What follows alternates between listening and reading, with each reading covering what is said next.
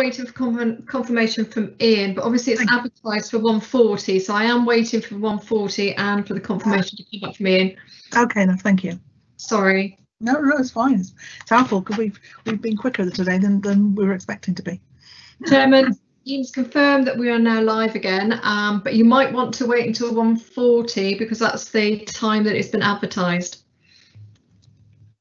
Joe, can you advise us on that? Do we need to wait the 3 minutes? Have we got lots of members of the public watching us? Do you know?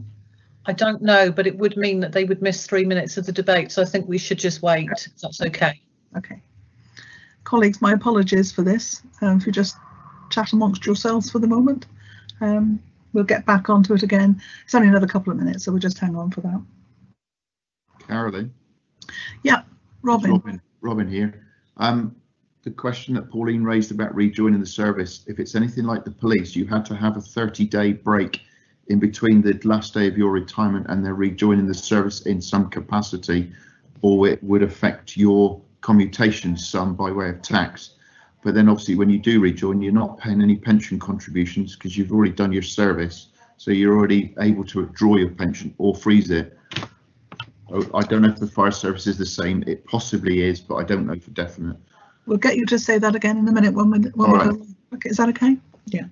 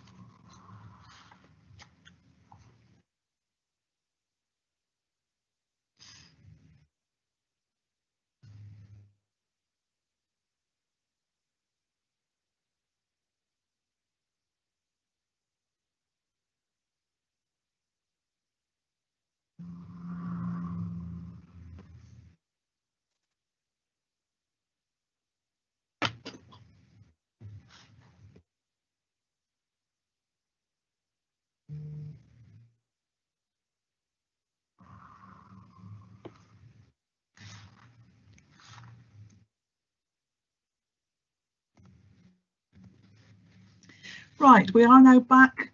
I think the live stream is up working again. If there are any members of the public watching us, excuse me, I do beg your pardon. The item on the agenda we're looking at the moment is the Neighbourhoods over in Scrutiny Committee, the final report of the Cornwall Fire and Rescue Service, the risk-based inspection programme inquiry. So we're just working through the recommendations on that. Robin Moorcroft, you have indicated you wanted to speak. Would you like to say that again so that Justin can hear it, please? Yeah, thank you, Chair. It's just in reply to Councillor Giles's question. When I retired from the police, and I should imagine that the fire service may be similar, you had to have a 30-day break in between your date of retirement and rejoining the service in whatever capacity. I know some police officers retired, waited the 30 days, and they rejoined as police community support officers. And I do recall some of them had to take out an insurance policy against something, but I can't remember. But obviously when they do rejoin, they don't pay pension contributions because they've already paid into the pension scheme, so they don't have to pay anymore. But that was just, I'm sure it's the similar, but I wouldn't say it's definitely the same. Okay, thank you very much. Justin, I expect you were aware of that. That might be of interest to you and your, oh yes, Mark is saying the same thing. That's good. Thank you, Mark. So that's Justin, you've been let off the hook because Mark's put it in the chat box, but it is correct for the fire service as well, a 30-day break. Right, I think that's all the questions that were on recommendation 2. So we now move on to recommendation 3. And recommendation 3 is about lobbying central government for fairer funding in common with Home Office funding for the police, taking into account seasonal increases in population and increased protection risk due to this. For Cornwall, funding is a major part of the difficulties being experienced by Cornwall Fire and Rescue Service and Protection. In the government's funding formula, there appears to be no account made of the large increase in people in Cornwall during the seasonal periods due to tourism and the associated increase in risk. There is therefore a case to be made to central government for fairer funding to take into consideration the swell in population in Cornwall during the seasonal months. We consider that this needs to be undertaken in a similar way to how the Office for the Police and Crime Commissioner lobbies for fairer funding for Devon and Cornwall Police in order to get appropriate recognition of this increased risk during the season.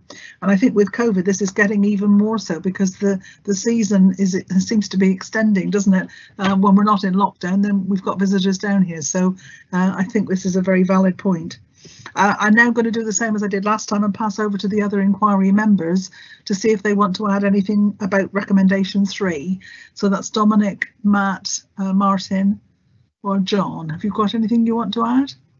Nothing to add from Dominic, thank you. So, and nobody else has put an X in the box, right? So can I throw this one open to questions then, please, from other committee members? Anybody got any questions they want to ask on recommendation 3? I think it's fairly self-explanatory, isn't it, really? It's the same old problem. Nobody's indicated? Right, okay, moving on to recommendation 4 then. Recommendation 4 is about the current risk-based inspection programme being reviewed to ensure it is fit for purpose moving forward. Any new programme needs to take account of forthcoming national guidance, and we consider it's important to take into account the definition of risk that were advised by the chairman of the National Fire Chiefs Council Protection and Business Safety Committee, who attended as a witness. Given that the National Fire Chiefs Council is an advisory body and voice of fire and rescue services into government. This means that activities would be driven through developing a picture of what risk looks like in the fire authority area based on data, but overlaid with professional judgment, professional judgment and intelligence. Risk should be determined on sleeping risk and care perspective, what the building is used for and occupancy, modern methods of construction, methods of heritage, evacuation ability with or without assistance, local and national fire data information and trends, the management environment in the premises, the vulnerability of the person in the building, and the voice of residents and what premises they perceive as high risk. Evidence was also received regarding the importance of the continuation of the installation of sprinklers being promoted as a means of mitigating fire risk in commercial premises. The imminent new national legislation and guidance also requires the current risk-based inspection programme to be reviewed to ensure that it is fit for purpose moving forward. And once again, can I ask my colleagues, the 4 of you, whether any of you got anything to add to that recommendation 4, or have I covered the main points of it? So that's Matt, Matt, Mark, Martin, John Simons, Dominic, anything to add? No? Oh yes, all good, thank you, Matt. Right, so I'll keep going then. Any questions from any members of the committee on that recommendation 4, please?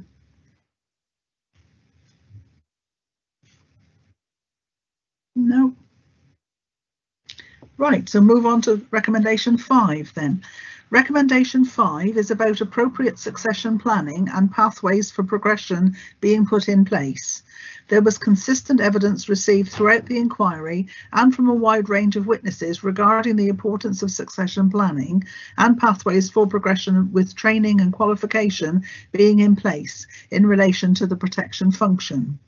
It takes 3 years to train and qualify a member of staff to level 4 diploma, which is the required level under the competence framework to audit high risk premises.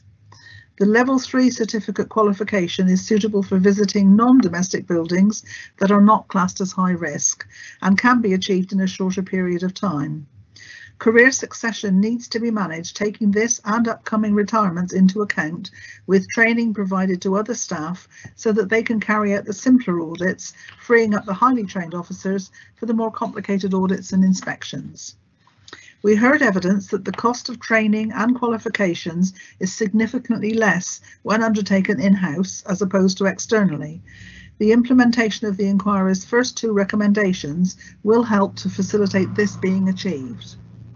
Other evidence received highlighted the potential risk of qualified staff being headhunted and the significant investment in these staff therefore being lost to the private sector. We recommend that returns of service agreements should therefore be put in place to mitigate this risk, so that expertise is secured for a minimum period of time and a return of that investment is realised. So can I now pass over to my colleagues on the inquiry to see if you have anything else to add about recommendation 5, please? Dominic? So yeah, thanks, Chair, and just to add for the wider membership that the risk of people being poached by the private sector is very real at the moment, because the fallout from the recommendations from Grenfell mean that there's going to be a high demand in the public sector for fire safety audits and officers and that type of expertise. So this really needs to be we're in danger of losing all our good people if we don't watch it. Yeah, and after we've put all that time and effort into training them as well, I guess that was why the suggestion was there. Any other inquiry members want to add anything? Right, can I throw it open to questions then from the committee? If anybody's got any questions on recommendation 5, please.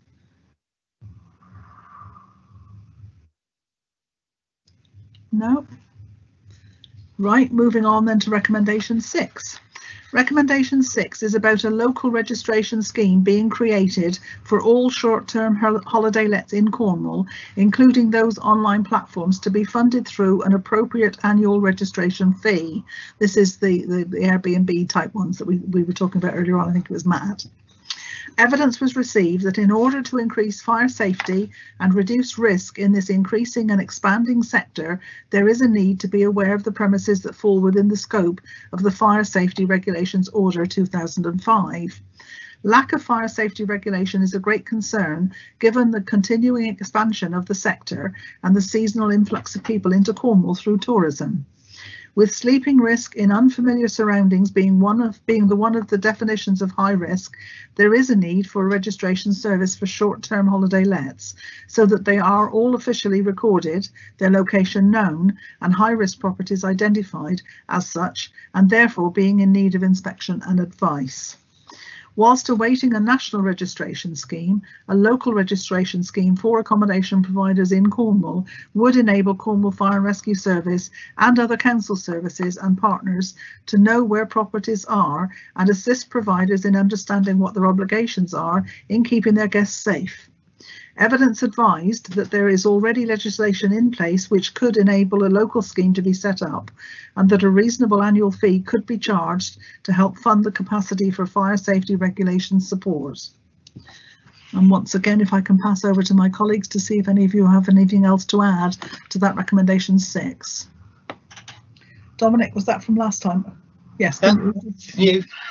So I just thought this was interesting, bearing in mind the discussion we had earlier, but Cornelius highlighted that some properties were moving, some holiday businesses moving away from council tax and going to business rate model because they weren't getting the discretionary grants. So this is perhaps one way that we could get some of that money back again. So if they choose to go down the business rate route, A, we wouldn't be picking up their bins, we'd be charging for that, and B, possibly there could be a registration service which would also help mitigate that loss.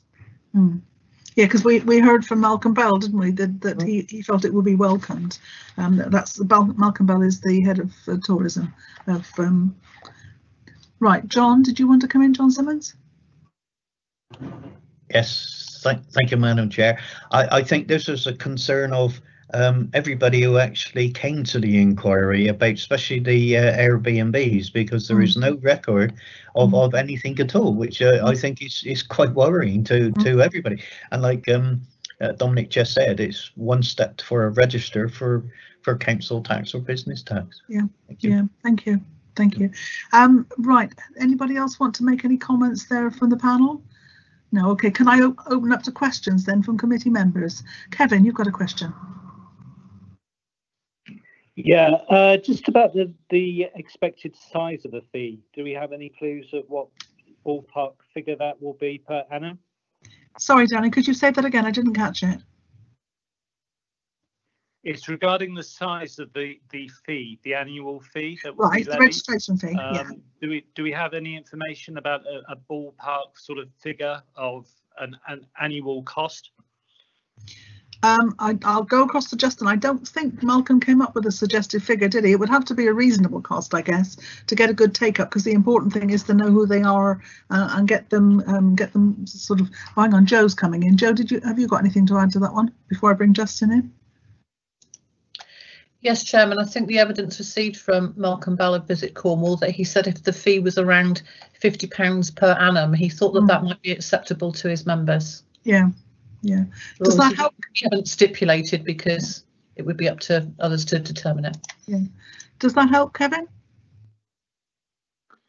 Yeah, it helps just to have a figure in mind when you're weighing up the sort of because there's no question that I think it's an important topic, and it's something that needs to be safeguarded. But on the other hand, you know, that we are placing a local levy on businesses as well, and that has to be sort of balanced. But £50 per annum, if that's the sort of ballpark figure we're looking at, I think that's something I could put my name to. Thank you. I think it's not just a sign a bit of paper and that's it. They get a service for that £50, in as much as they get advice from Justin and his colleagues on what they should be doing to be safe and all this sort of thing. So it's Malcolm said he thought they would welcome that. So they're buying in a service rather than just registering, if that makes sense. And it feeds into the whole prevention sort of argument as well. So yeah, that's fine. Yeah, thank you. Any other questions, please? No, right, so moving on to recommendation 7 then. Recommendation 7 is about the prevention and protection teams continuing to work closely together in line with current and future National Fire Chiefs Council guidance and publications. This is so that benefits can be maximised and is in line with the work undertaken by the National Fire Chiefs Council in relation to prevention and protection teams working closely together, and that the functions are linked and should work more closely. Excuse me. Any comments from my colleagues on the inquiry team to that, or are you happy that I've summarised that okay? Right, nobody's indicated, so I'll open that up to questions from the committee members. Thank you, Dominic. Has anybody got any questions they want to ask on recommendation 7, please? It's more of a housekeeping exercise, really. I guess it's to build on best practice, isn't it? Okay, right, so moving on to recommendation 8 then, if I may. Sorry, you're having a lot to put up with me talking today, aren't you? Recommendation 8 is about Cornwall Fire and Rescue Service working with the Council's Information Services team and potentially the universities of Exeter and Falmouth to resolve data handling and management issues that have been evidenced, and that business support staff are provided with appropriate IT equipment and software to enable efficient use of databases. Evidence advises that currently IT equipment and software are inadequate for efficient working. The IT hardware and software issues and lack of improvement and investments are negatively impacting on what could be achieved in relation to the quality of the risk-based evidence profile. Business support staff need to be provided with appropriate IT equipment and software to enable efficient use of databases so that they can in turn work more efficiently, making the best use of their resources for the protection team. Cornwall Fire and Rescue Service needs to work with the Council's Information Services team to resolve the data handling and management issues, and the offer from Glenn Kaplan-Gray, who is the Service Director for Economic Growth and Development, to facilitate work potentially being undertaken by Exeter University and/or Falmouth University to rectify the data management issues should be explored as a cost-effective solution. The current system could be upgraded using some of the 12-month government funding that Cornwall Fire and Rescue Service has received. Colleagues on the committee, on the panel, anything to add to that? The comments about recommendation 8? Martin or John, anybody got anything you want to say on that one, or have I covered it? Okay. Right, I'll open up to questions then, please. Any questions? Oh, thank you, Matt. Any questions from committee members about recommendation 8, please?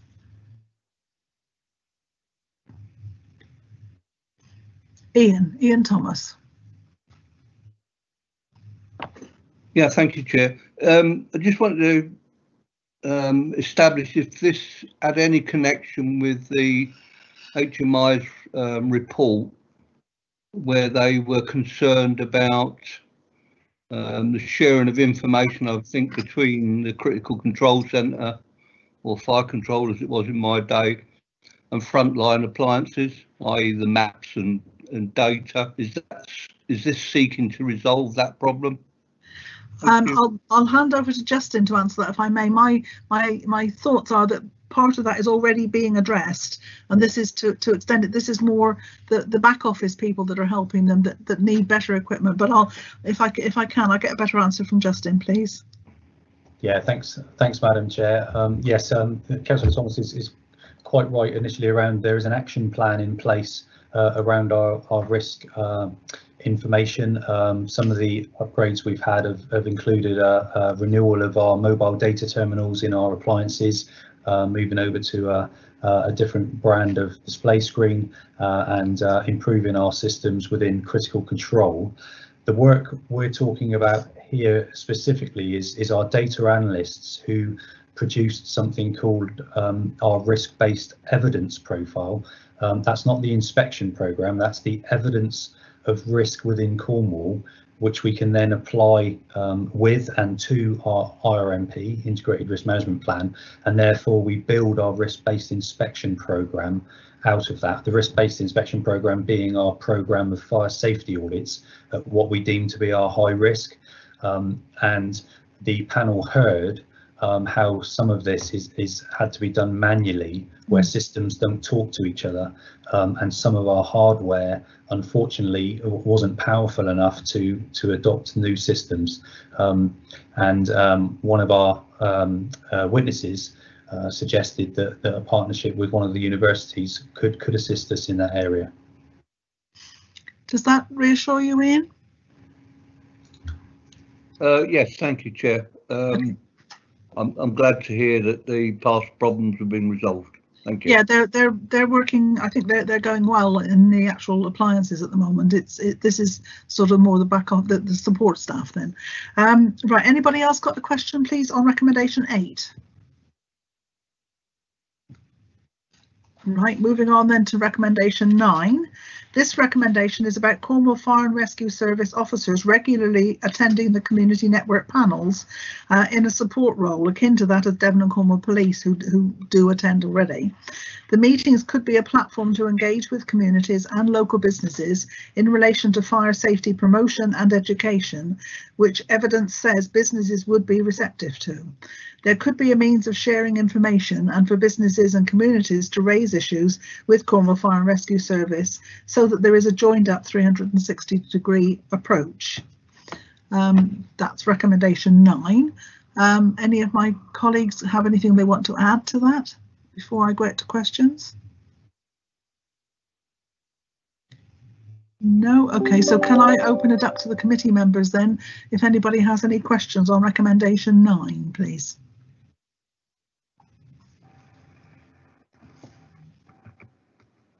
Ian again, is that, or was that from before? No, I think that's Mike Thomas. Councillor Mike Thomas, please.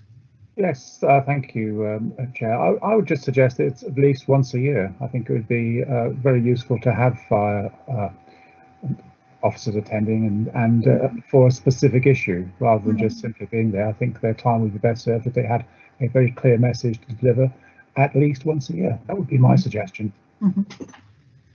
Thank you. I mean, the evidence we took was that that it would be welcomed. I mean, it couldn't be one of our on-call fire, retained fire officers could attend perhaps, rather than, as you say, somebody like Justin or his colleagues actually coming. But the evidence we took supported them coming sort of more often than once a year, but not necessarily every time, I think. Justin or anybody from the committee want to add to that? No? Right, okay, so hopefully is that okay, Mike? Yeah. Right, so yes, yeah, thank you very much. I'm more than happy, as you know, to welcome anyone to our community network house. Yes, A fantastic place to go. yeah. I certainly think unless there's a clear message to get across, then it would be the best use of their time to come with a specific issue. Yeah. Okay, darling, thank you. Yeah, I mean it would be helpful, I think, whatever. Yeah. Right, so now moving on to recommendation 10 then, please. This recommendation is for the next council administration and asks for it to consider a long-term review of the balance of on-call and whole-time firefighters in order to increase the fire safety audit capacity and reflect the seasonal economy. So that's sort of putting something down in sand ready for the next administration. Any of my colleagues on the inquiry want to add to that one, please? No? Well then, oh yes, Dominic. Yeah, thanks, Chair. So this is I was very keen on this recommendation.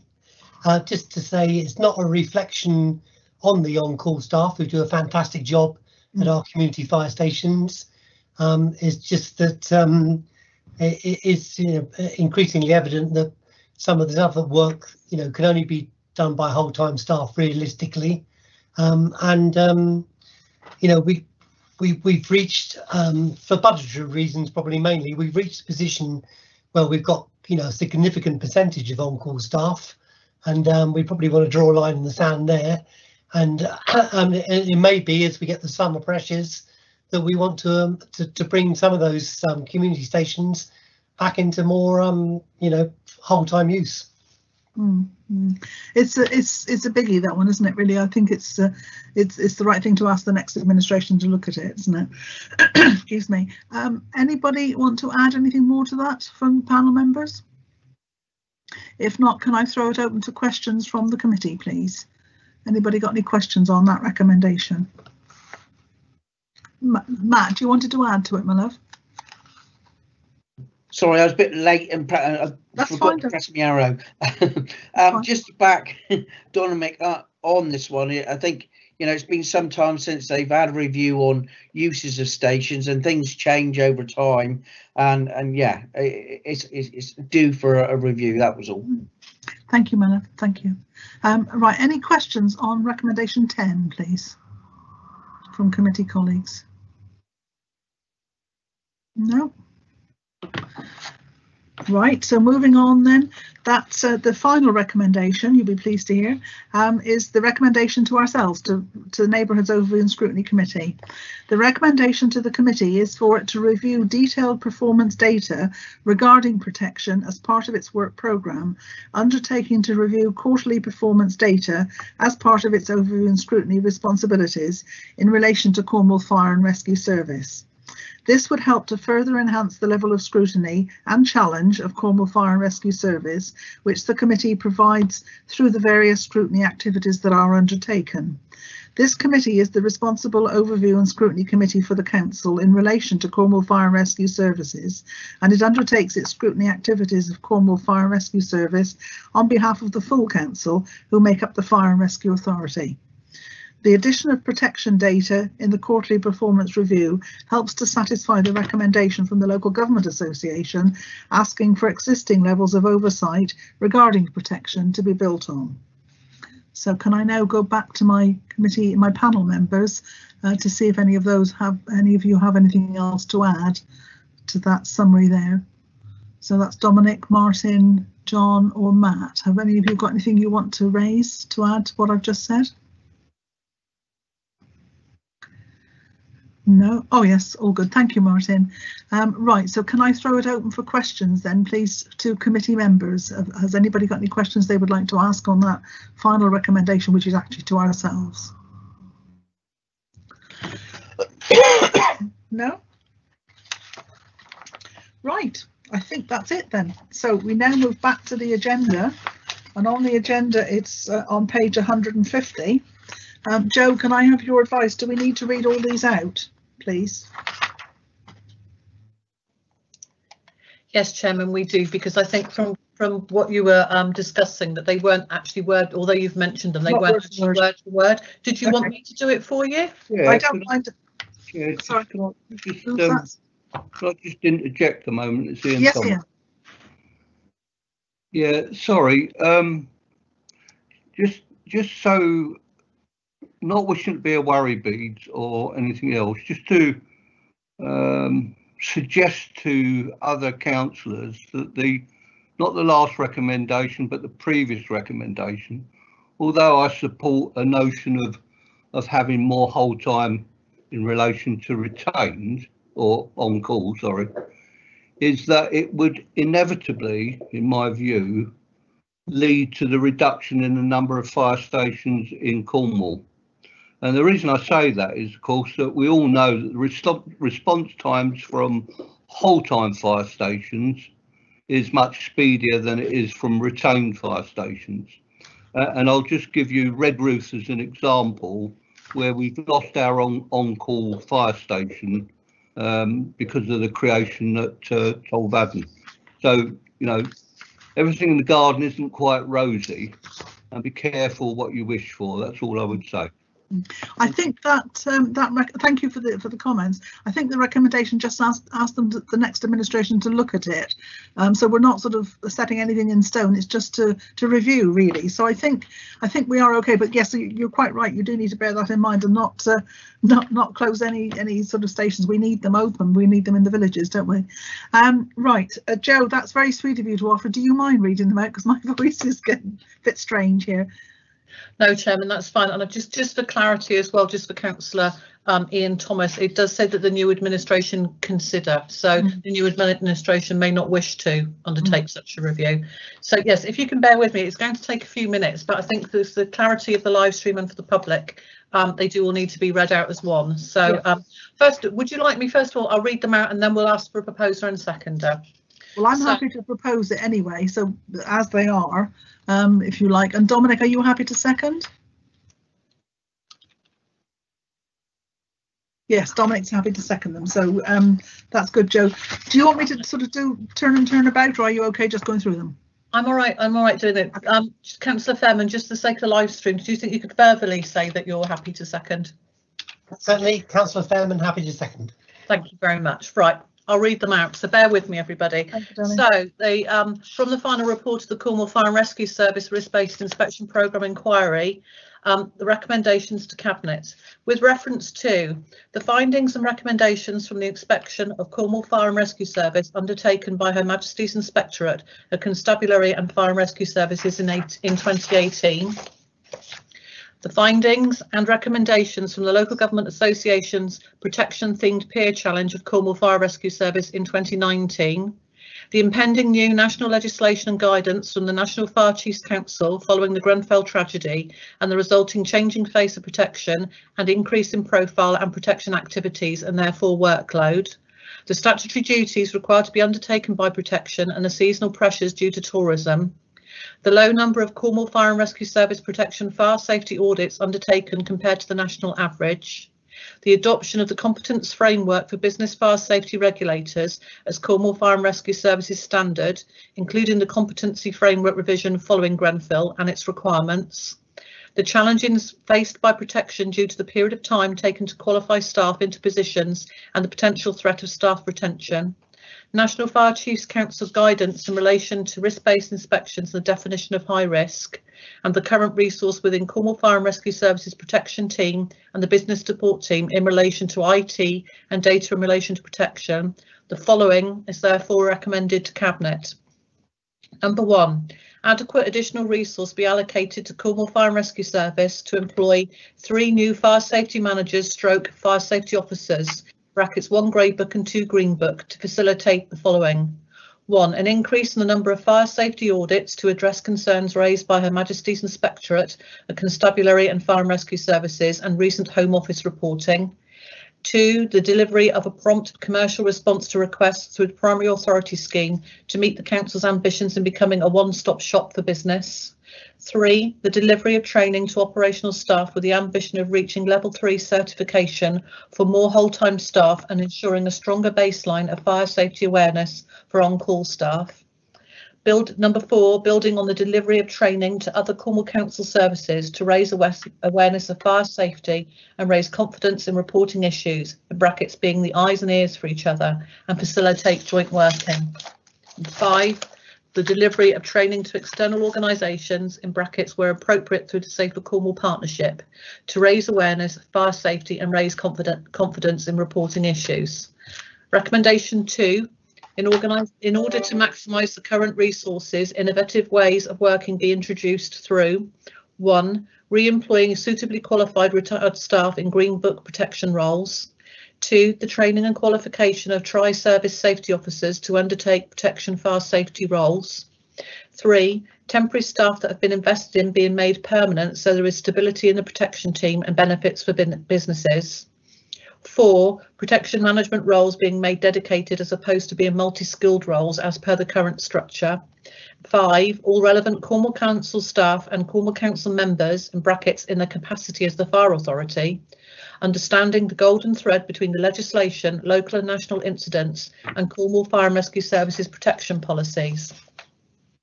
Recommendation 3, central government be lobbied for fairer funding for Cornwall Fire and Rescue Service in common with Home Office funding for the police, taking into account the seasonal increase in the population of Cornwall due to tourism and the increased risk that this brings in relation to protection. Recommendation 4, the current risk-based inspection programme be reviewed to ensure that it is fit for purpose moving forward, taking into account forthcoming national guidance, how risk should be defined as per the chairman of the National Fire Chiefs Council Protection and Business Safety Committee, and the continuation of the installation of sprinklers being promoted.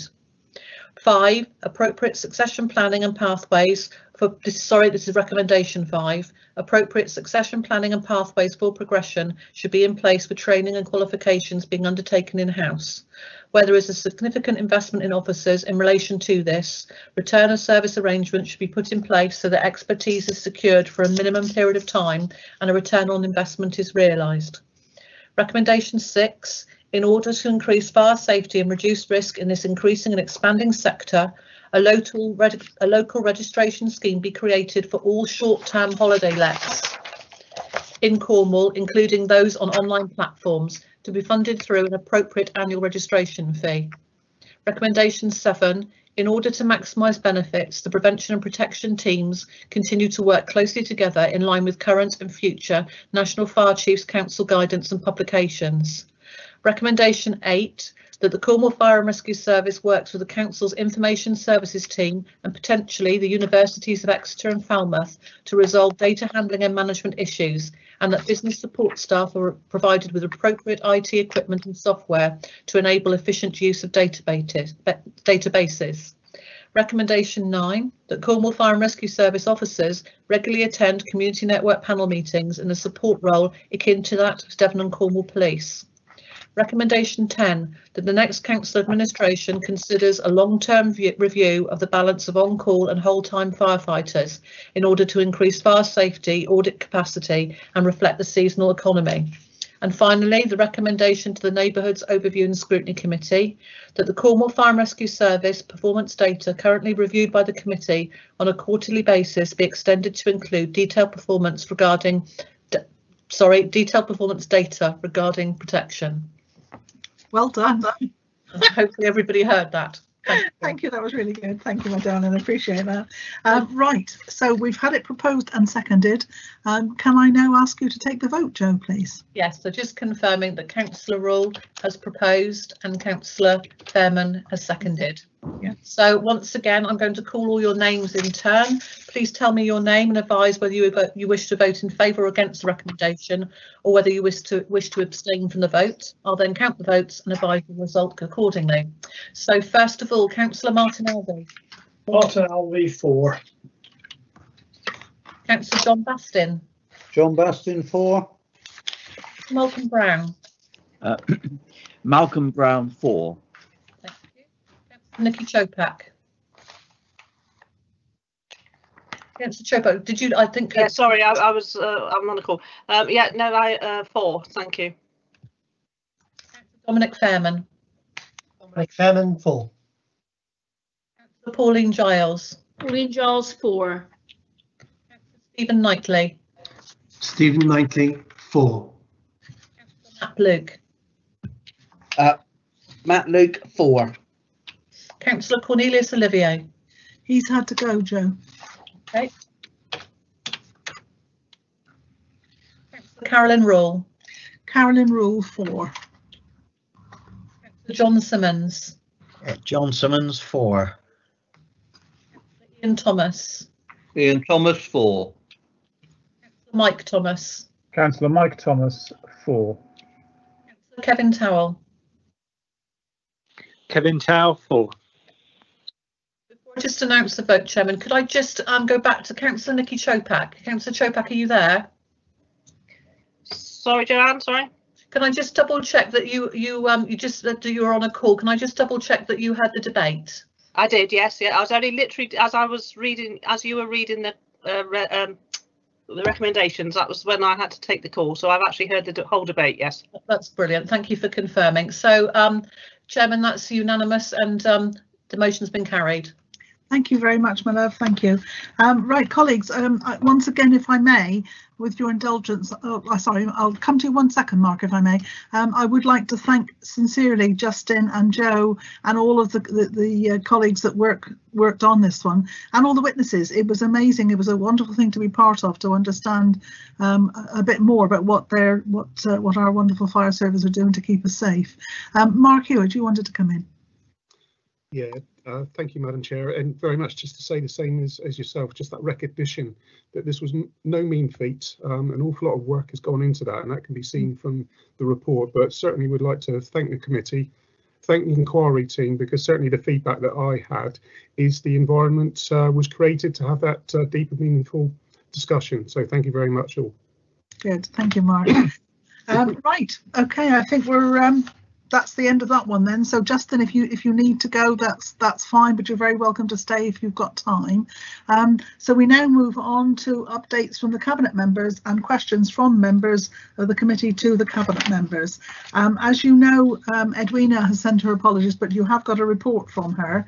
I'm not sure if Adam Painter is with us at the moment. He was hoping to be with us, but we are a little bit earlier than he would have expected us to be, so he may not be here. But I think Rob is here, Rob Nolan. So all three of them have tabled their reports, so if anybody has got any questions for them, please can you indicate with an X in the chat box, please. Thank you, Chair. I understand Adam is here now. He's texting me to here. Lovely. Is there anything that you want to update, Rob, since you did your report? Because I know that was 3 or 4 days ago. Or are you okay? No, I'm okay. Lovely job, thank you. And Adam, anything that you needed to update on yours, or as it was when you printed it? Adam? Sorry, Madam Chairman, a little bit slow getting off mute. Yeah, no, there was nothing else. Obviously, my area of your committee is council farms, so no, it's a reasonably full report as to where we are at the moment, but happy to take any questions or clarify anything for members. Thank you, Madam Thank you very much, Lana. Right, so can I ask for X's in the box if anybody has any questions for, well, any of the 3 cabinet members, because if it's for Edwina, we can send the questions to her and get an answer for you. So any questions at all, please, on those 3 reports, and thank you for them, colleagues. Dominic first, please. Okay, thank you.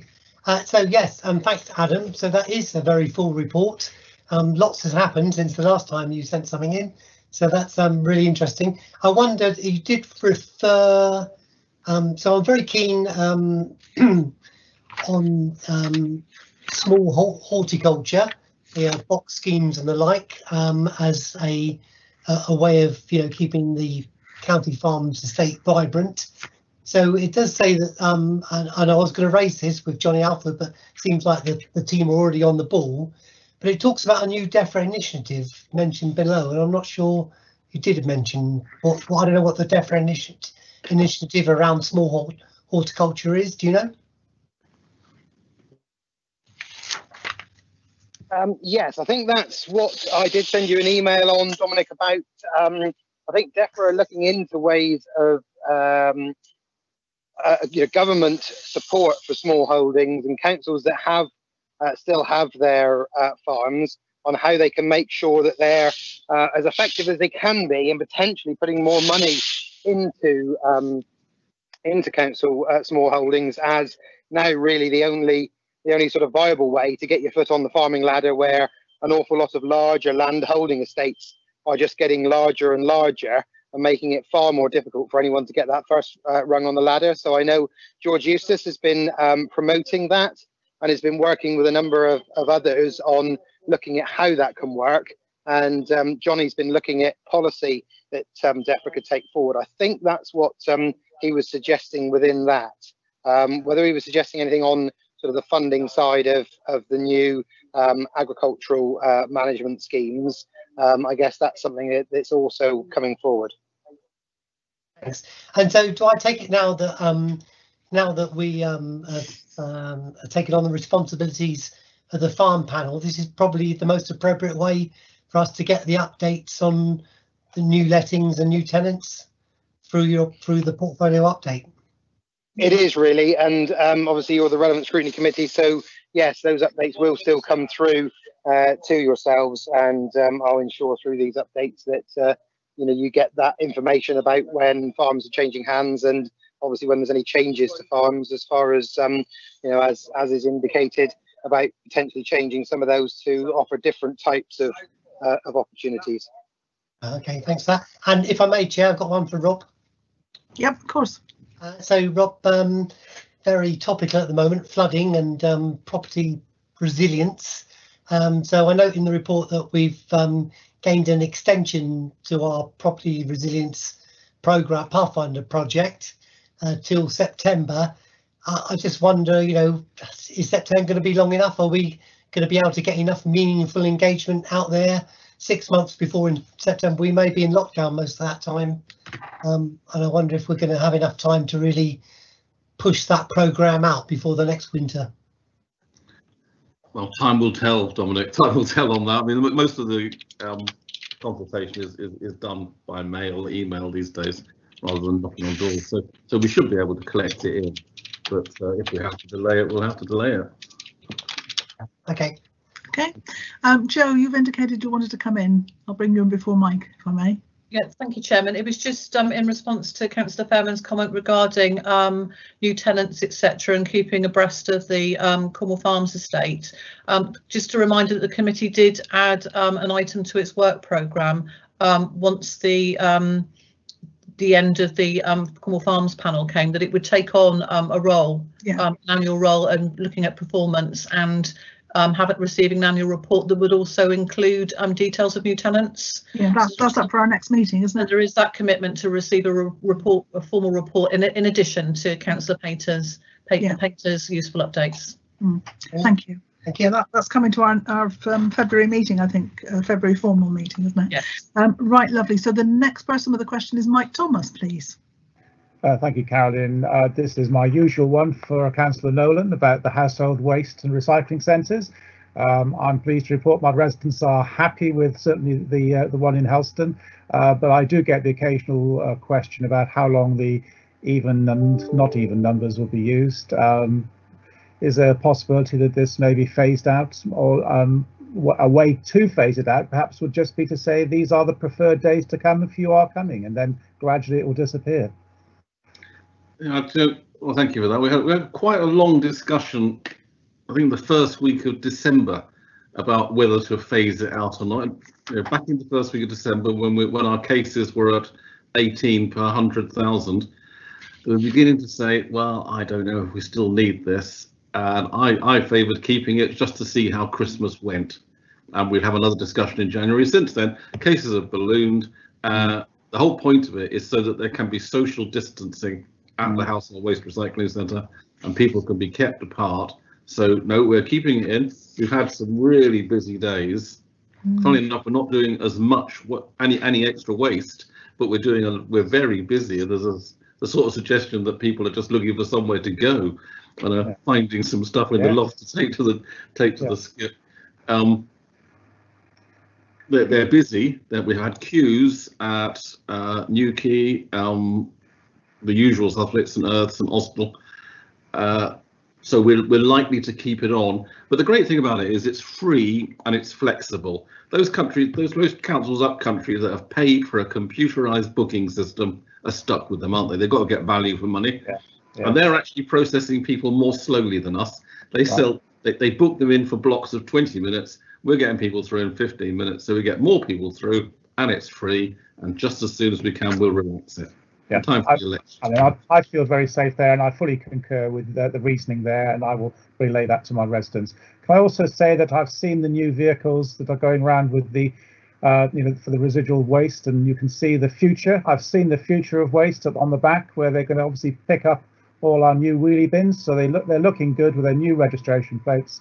So wonderful. Thank you very much, Rob.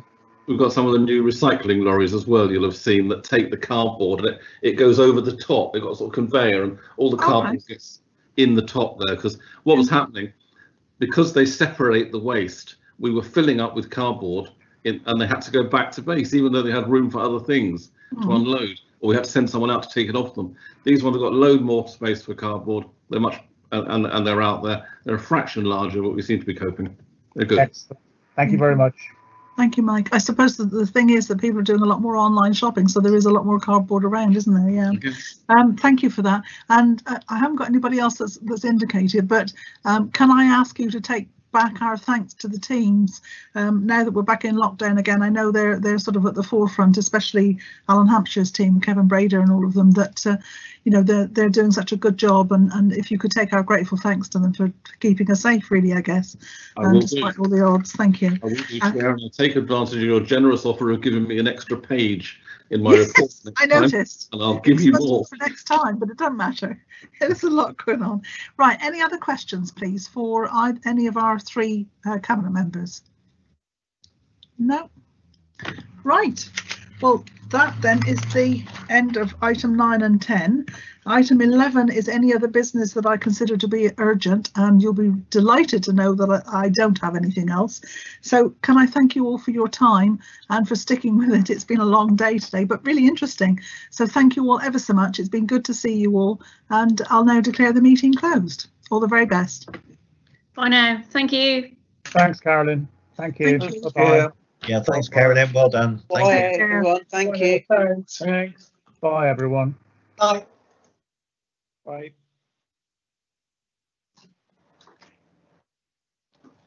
Oh, I turned myself off.